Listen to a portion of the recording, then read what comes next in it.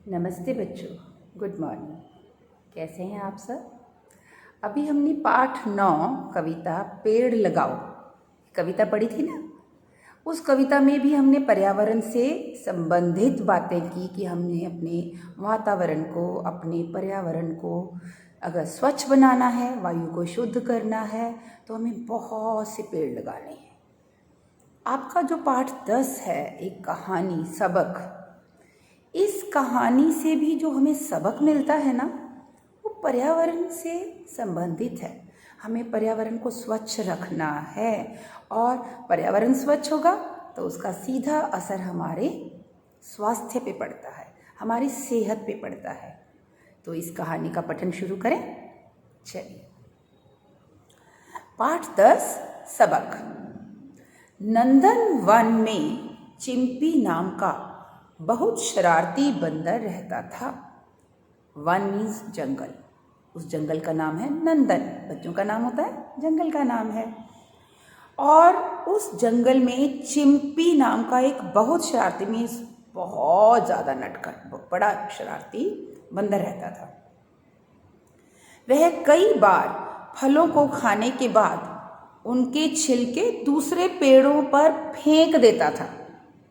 उसकी आदत थी, पेड़ से फल तोड़े, खाए और छिलके दूसरे पेड़ों पर इस तरह से फेंक दिए। एक दिन कालू कोए ने चिंपी से पूछ ही लिया, क्यों भाई चिंपी, तुम इस तरह कूड़ा क्यों फेंकते हो?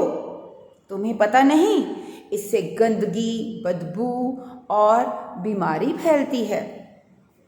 कालू की आवाज़ सुनकर कई जानवर जैसे खोकी खरगोश, रीटा चूहिया अपने घरों से बाहर आ गए। अब जानवरों के नाम देखो, बंदर का नाम चिंपी, कोए का नाम कालू और खरगोश का नाम खोकी, चूहिया का नाम रीटा। तो जब कौवा बंदर से कह रहा था, क्यों भाई तुम इस तरह गंदगी क्यों फैलाते हो, इससे बदबू और बीमारी फैलती है, तो उसकी आवाज़ सुन के ये सभी जानवर अपने अपने घरों से बाहर आ गए।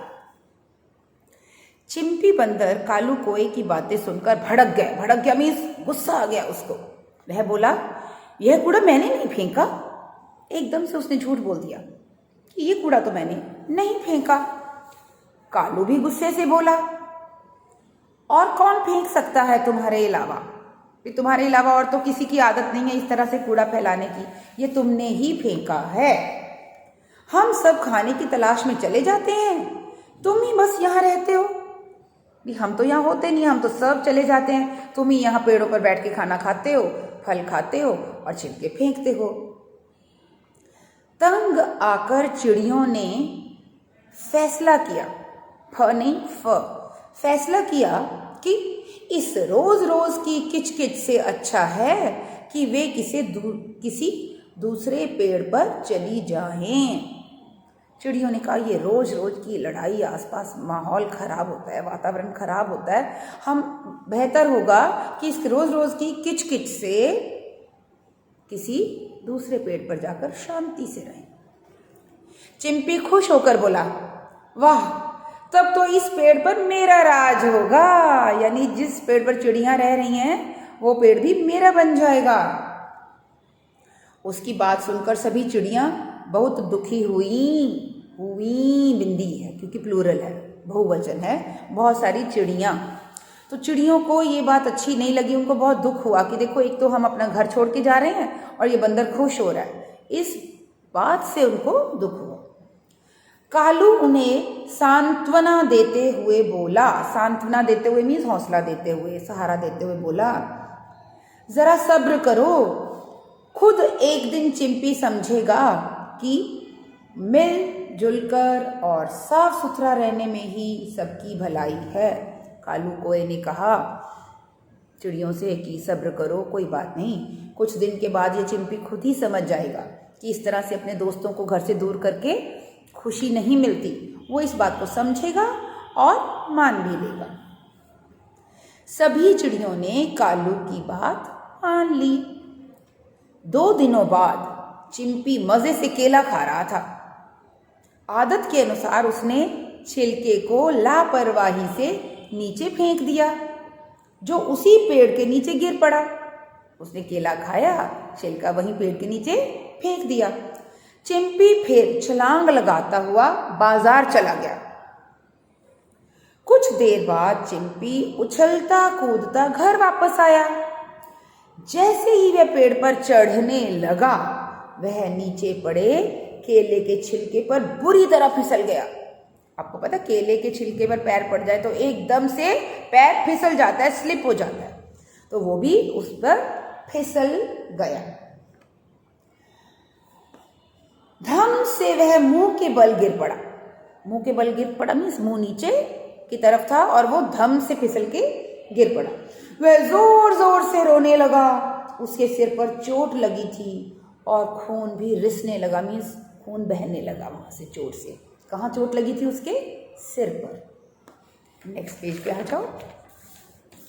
सभी पड़ोसियों को चिंपी पर गुस्सा था, पर उसे कराहते हुए देखकर वे भी दुखी हुए। कराहना होता है दर्द से थोड़ा थोड़ी आवाज भी, जैसे हम करते हैं ओह दर्द हो रही है, उसको कराहना कहते हैं। रोना होता है थोड़ा जोर से रोना, उसमें आवाज भी ज्यादा होती है। कराहने में हम धीरे धीरे दुखी होकर बोलते हैं, उसको कहते हैं। तो उसको कराहते हुए देखकर उसके जो पड़ोसी पशु पक्षी थे वे सब भी दुखी हुए।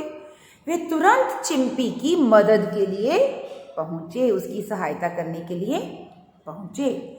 चिंपी को अपने किए पर बहुत पछतावा हो रहा था। उसने कहा, मैं ठीक हूँ, आप सब मुझे माफ कर दें। आज मैं समझ गया कि गंदगी फैलाने का परिणाम बुरा होता है। परिणाम मीन्स नतीजा, रिजल्ट, कि मैं जो काम करता था, गंदगी फैलाता था, उसका जो रिजल्ट निकला, जो नतीजा निकला, वो बुरा ही निकलना था। उस कूड़े की वजह से मुझे ही परेशानी हुई। तो उसने अपनी गलती भी मान ली और सबसे कहा, मुझे माफ कर दो। तो इस कहानी से हमें क्या शिक्षा मिली? एक तो गलत काम पहले करना ही नहीं चाहिए, गंदगी फैलानी नहीं चाहिए, अपने दोस्तों की, बड़ों की बातें माननी चाहिए और अपने मित्रों की जो है हमें उनकी ज़रूरत होती है, उनको अपने से दूर नहीं करना चाहिए, मित्र को नाराज़ नहीं करना चाहिए। और जो सबसे मेन सबक हमें मिला है इसमें, सबसे बड़ी बात यह है कि गंदगी नहीं फैलानी चाहिए, उससे बदबू होती है, बीमारियां फैलती हैं, जिससे हमारा स्वास्थ्य खराब होता है।